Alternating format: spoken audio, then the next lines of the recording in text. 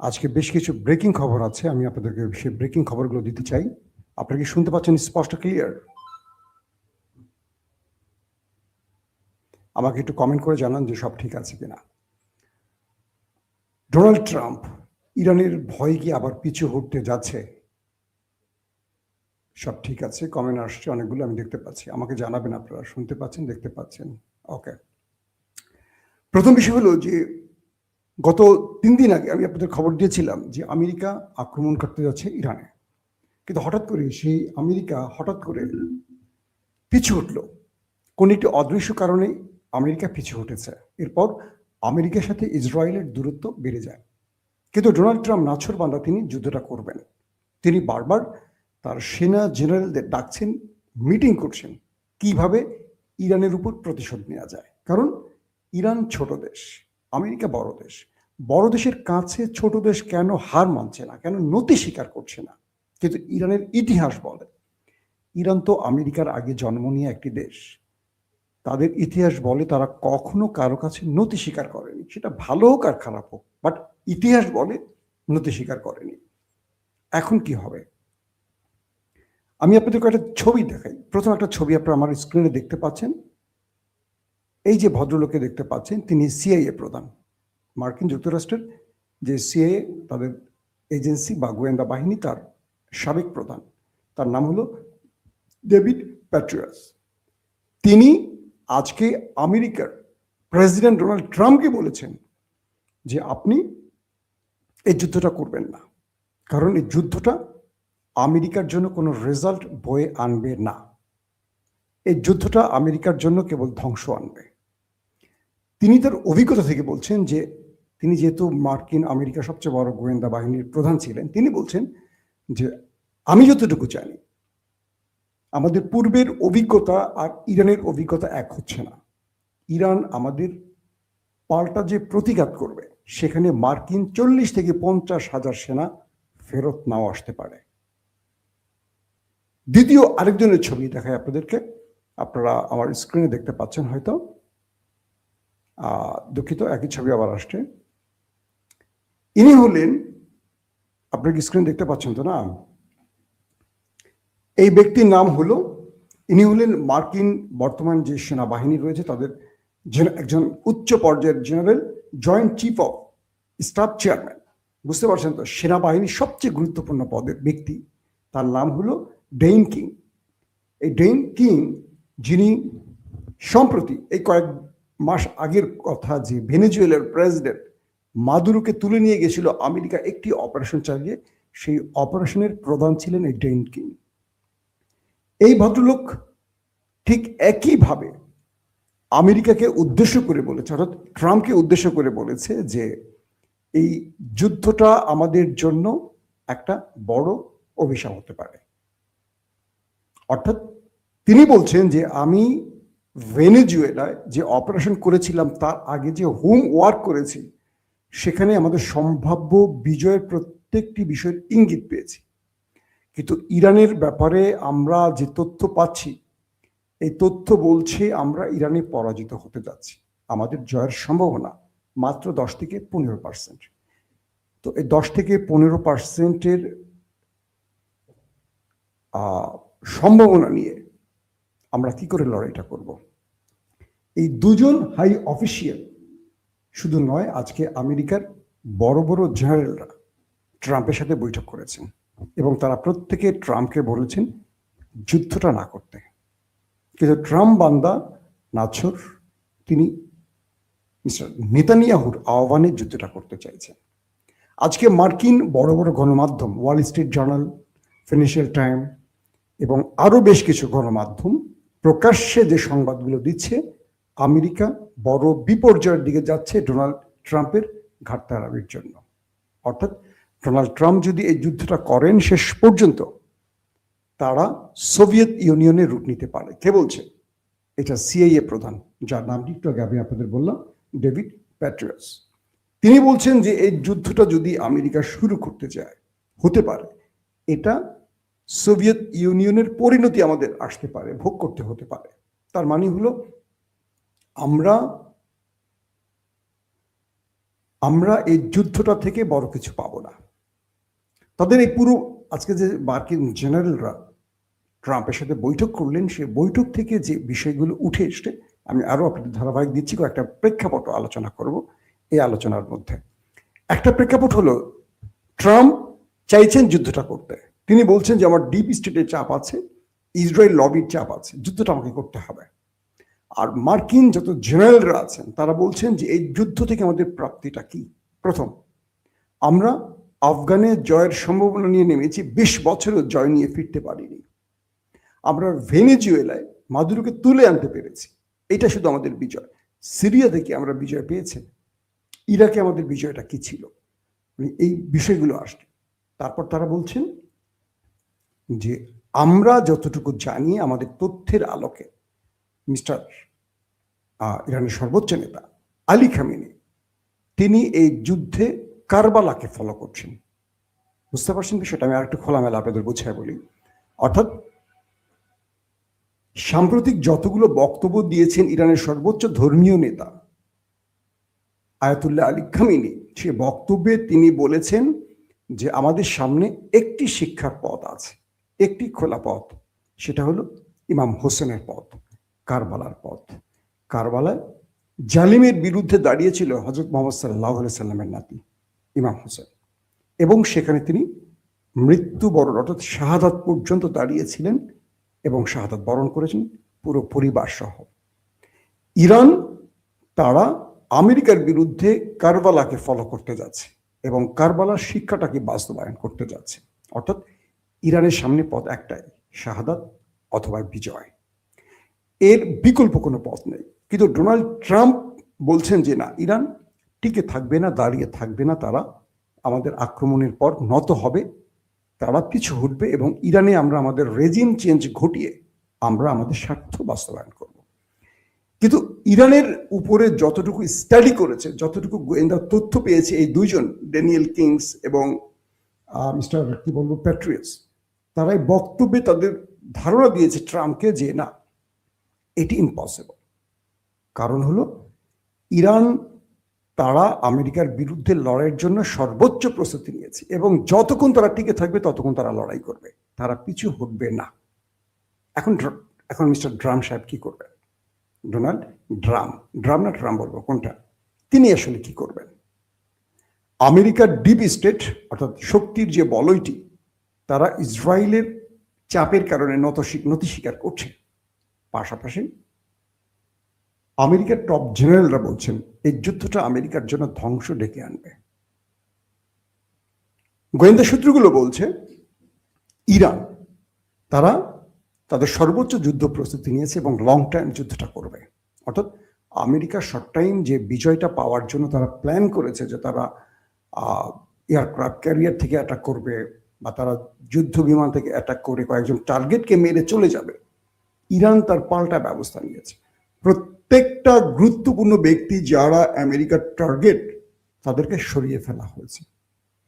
বলা হচ্ছে কেউ কেউ ইরানের প্রতিবেশী দেশেও চলে যেতে পারে, চলে গেছে কিনা কনফার্ম না, চলে যেতে পারে বলা হচ্ছে আলী খামেনি, তার পরিবার এবং তিনি তার দ্বিতীয় ব্যক্তি মানে তার স্থলাভিষিক্ত যাকে করেছেন তাকে সরিয়ে ফেলা হয়েছে অন্য স্থানে। অর্থাৎ খামেনির যদি কোনো কারণে কোনো ঘটনা ঘটে, দ্বিতীয় ব্যক্তি কে হবে, তার কিছু হলে তৃতীয় ব্যক্তি কি হবে, এই ধারাবাহিকতা রক্ষা করে সেখানে দায়িত্ব অর্পণ করা হয়েছে। এটা সে মিটিং মানে মার্কিন প্রেসিডেন্টের সে বৈঠক থেকে উঠে এসছে। তার মানে তারা বলছেন ইরানের প্রস্তুতিটা হলো তারা ছাড়বে না। এখন আমেরিকা কি লং টার্ম এই যুদ্ধটা করবে? ইতিমধ্যে আমেরিকার অর্থ ব্যবস্থা কিন্তু নাজুক, আমেরিকার ভেতরে বেকারত্বের সংখ্যা বাড়ছে। এই অবস্থায় আমেরিকা এই যুদ্ধ থেকে কি নেবে? ইরানের তেল গ্যাস বিজয় পেলে তো নেবে, যদি বিজয় না পায় তখন কি হবে? এখন তারা বলছেন যে আমাদের জন্য এটা সোভিয়েত ইউনিয়নের পরিণতি আসতে পারে। সোভিয়েত যেভাবে ভেঙে টুকরো টুকরো হয়ে গেছে, আমেরিকা তার পুরো পৃথিবীতে যে তাদের যে সুপার পাওয়ার বা সুপার পাওয়ারের যে ক্ষমতাটা ধরে রেখেছে, এইটা এই ধাক্কা ইরানের সাথে লড়াইতে এটা হারিয়ে যেতে পারে। কারণ ইরানে তারা পরাজিত হলে পুরো পৃথিবীতে তারা যে শক্তিটা তৈরি করে পুরো পৃথিবী কন্ট্রোল করছে, এই কন্ট্রোল তাদের হাতছাড়া হয়ে যাবে। এখন কয়েকটা গুরুত্বপূর্ণ খবর আরো আসছে। মার্কিন যুক্তরাষ্ট্র গত 3-4 দিন আগে আক্রমণ করতে গিয়েও আক্রমণটি করে নাই কেন? এই ব্যাপারে কয়েকটি তথ্য এসছে, গোয়েন্দা তথ্য এরকম যে আমেরিকা আক্রমণ করবে যে টার্গেটগুলোতে, অর্থাৎ তারা যে টার্গেটগুলো ঠিক করেছে। প্রথম আপনাদের মনে আছে ইরান ইসরায়েলের 12 দিনের যুদ্ধে প্রথম কয়েক ঘন্টা ইরানকে একেবারে ভেঙে চুরমার করে ফেলেছিল দখলদার দেশটি। তো এবারও তারা সেই টার্গেট ঠিক করেছিল যে কোথায় কোথায় তারা টার্গেটে আক্রমণ করবে, এবং এই আক্রমণের আগে ইরানের থাকা আকাশ প্রতিরক্ষা সিস্টেম বা ইরানের প্রতিরক্ষা ব্যবস্থাকে তারা আগে অকার্যকর করার চেষ্টা করেছিল, কিন্তু তারা ইরানের সেই সিস্টেমকে অকার্যকর করতে পারেনি। অর্থাৎ ইসরায়েল যে প্রথম আক্রমণটি করেছিল সেখানে তারা ইরানের ব্যবস্থাকে অকার্যকর করেছে, কিন্তু এবার ইরানের সেই সিস্টেমকে আমেরিকা অকার্যকর করতে পারেনি, যার কারণে শেষ পর্যন্ত আক্রমণটা তারা সফল হবে না ভেবে আর করেনি। কিন্তু এই মুহূর্তে যে বিষয়টি তৈরি হচ্ছে, ইরান একটা লং টাইম যুদ্ধের জন্য প্রস্তুতি নিয়েছে, এবং মার্কিন সেই জেনারেলরা বা সিআইএ প্রধানরা বলছেন যে আমাদের 40 থেকে 50 হাজার সেনা রয়েছে ইরানের আশপাশে। আমাদের এয়ারক্রাফট ক্যারিয়ার আব্রাহাম লিঙ্কনে 4.5 থেকে 5 হাজার সেনা বা তাদের পরিবার বা ক্রু রয়েছে। ইরান আক্রান্ত হলে এই জাহাজটি বা এই এয়ারক্রাফট ক্যারিয়ারটি আক্রান্ত হবে কনফার্ম। এদের নিরাপত্তা আমেরিকার প্রেসিডেন্ট আপনাকে দিতে হবে। এবং ইরানের আশপাশে মধ্যপ্রাচ্যে আমাদের যতগুলো ঘাঁটি আছে 40-50 হাজার সেনা আমাদের সেখানে অবস্থান করছে। এরা কেউ কি বেঁচে ফিরতে পারবে? ইরান কি কাউকে ছাড় দেবে ইরান আক্রান্ত হলে? এই বিষয়ে আপনাকে কনফার্ম করতে হবে। আপনি যে শর্ট টাইম যুদ্ধের প্রস্তুতি নিচ্ছেন, ইরান এই শর্ট টাইম যুদ্ধে পরাজিত হবে না। এটা ভেনেজুয়েলা না, এটা ইরান। এদের ইতিহাস বল এরা পরাজিত, মানে এরা শেষ পর্যন্ত লড়াই করে। আপনারা ইরাক ইরানের যুদ্ধের কথা মনে আছে, 7-8 বছরের যুদ্ধটা চলেছে, আমেরিকার মদদ দিয়ে যুদ্ধটা হয়েছিল, কিন্তু সেই যুদ্ধে ইরান ছাড় দেয়নি। সাম্প্রতিক সময় আমরা যা দেখেছি যে ইসরায়েল এবং ইরানের যে 12 দিনের লড়াই, শেষ পর্যন্ত ইসরায়েলকে যুদ্ধবিরতির প্রস্তাব আনতে হয়েছে ট্রাম্পের মাধ্যমে। ইরান কিন্তু বিরতি চায়নি, ইরান অ্যাটাক করে গেছে। তো সবকিছু মিলে প্রক্সি বাহিনীগুলো, আশপাশের যে প্রক্সি বাহিনীগুলো আছে, ইয়েমেন, হিজবুল্লাহ, ইসলামিক রেজিস্ট্যান্স, আরো যারা আছে, এরা কিন্তু ইতিমধ্যে আধুনিক অস্ত্রশস্ত্র পেয়ে গেছে, এবং ইরান এদেরকে ডিরেকশন দিয়ে রেখেছে, যদি আমি আক্রান্ত হই তুমি একটা মধ্যপ্রাচ্যের আমেরিকান ঘাঁটিকে ঠিক রাখবা না, আক্রান্ত হলে গ্রিন সিগন্যাল দিলে প্রত্যেকটাকে তামা তামা করে ফেলবা। হ্যাঁ, আমেরিকা ইরানকে আক্রমণ করবে, ধ্বংস করবে, কিন্তু ইরান আমেরিকাকে ছাড়বে না। এখন আমেরিকার বিশ্লেষণটা হলো, এই লড়াই থেকে যদি আমরা কিছু না পাই, আমাদের লাভটা কি আসলে, আমাদের অর্জনটা কি? কিছু পেতে তো আমরা যুদ্ধে যাব, এখন কি করবে আসলে? ঠিক মতো আওয়াজ হয় না দাদা ভাই, আওয়াজ কি হচ্ছে আবারও? আলহামদুলিল্লাহ, সাউন্ড ঠিক আছে কেউ বলছেন, মাশাল্লাহ মাশাল্লাহ। আপনারা মাঝে মাঝে আমাকে কি বোকা বানান নাকি বুঝি না, সাউন্ড কি ঠিক আছে? লাইভে একটা প্রবলেম হয় কি জানেন, সাউন্ড হোস্টিং করা যায় না লাইভে। অডিওর ক্ষেত্রে যেটা হয় সেটা হলো যে আপনাদের নেট স্পিডের উপর ডিপেন্ড করে, বা লাইভে একটু প্রবলেম হয়। যখন আমরা পোস্ট প্রোডাকশনে যাই বা রেকর্ডেড ভিডিও করি, সেখানে কিন্তু প্যানেলে গিয়ে এডিট করতে গিয়ে আমরা সাউন্ড ঠিক করতে পারি। এখানে আমি কিচ্ছু করতে পারি না, আমি যা বলছি যেভাবে যাচ্ছে সব সেইভাবে আপনারা শুনতে পাচ্ছেন। এটা লাইভের ক্ষেত্রে একটা প্রবলেম। আর লাইফ টাইম বেশি করি কারণ আপনাদেরকে আপডেট খবরগুলো তাৎক্ষণিক দিতে চাই। রেকর্ডেড ভিডিওগুলো একটু লেন্দি হয় স্বাভাবিকভাবে। দর্শক, এখন যে বিষয়টি তৈরি হয়েছে, ট্রাম্প আসলে কি করবেন?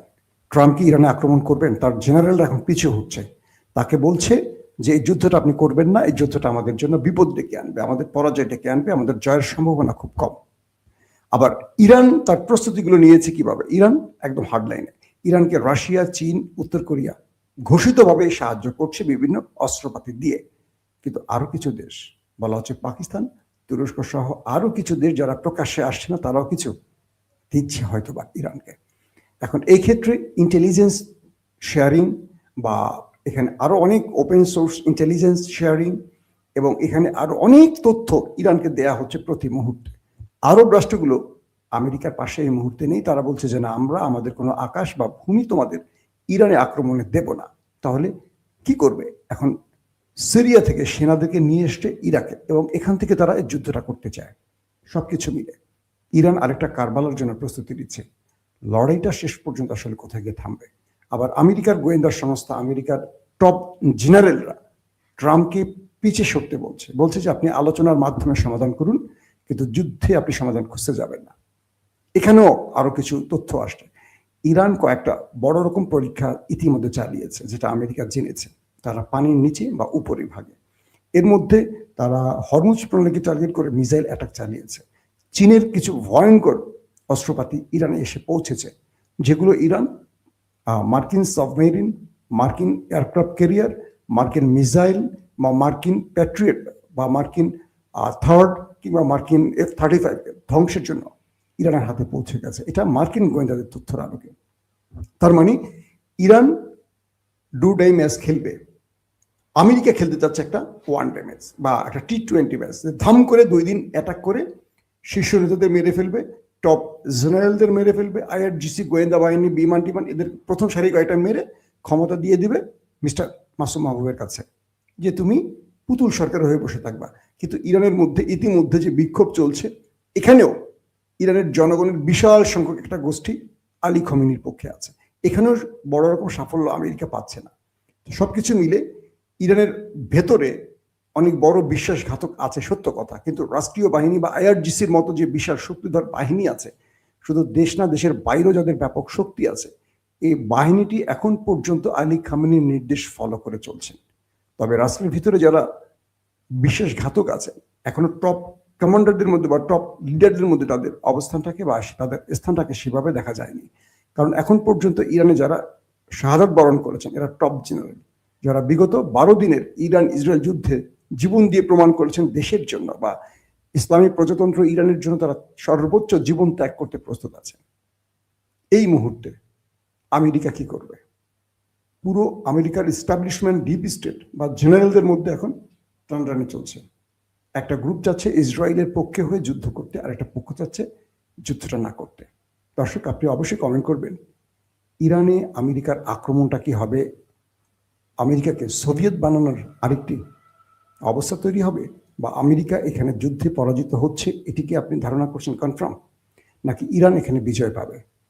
সবকিছু মিলে আপনাদের মন্তব্য অবশ্যই কমেন্টে জানাবেন। একজন লিখছেন ইরানের হাতে আমেরিকার পতন শুরু হবে। আমিও বিশ্বাস করি, কারণ আমেরিকার পতনের টাইম চলে এসছে। তাই আমরা বলবো যুদ্ধটা বন্ধ করে শান্তির পক্ষে আমেরিকার হাঁটা উচিত। আর একটা পুচকে দখলদার দেশের ইচ্ছা অনুযায়ী আমেরিকা এত বড় বিপদ ডেকে আনা হবে তাদের জন্য সবচেয়ে বড় বিপদ। কারণ আমার অনেক বন্ধুরা আছেন যারা আগামীতে আমেরিকা যাবেন, স্বপ্ন দেখছেন বিয়ের পরে আমেরিকা যাবেন। হ্যাঁ, কত স্বপ্ন তাদের আছে। তারা যদি দেখেন যে আমেরিকার কিছু হয়ে গেছে, তাদের স্বপ্নটা নষ্ট হয়ে যাবে না? বলেন। প্রত্যেকে ভালো থাকবেন। আল্লাহ হাফেজ।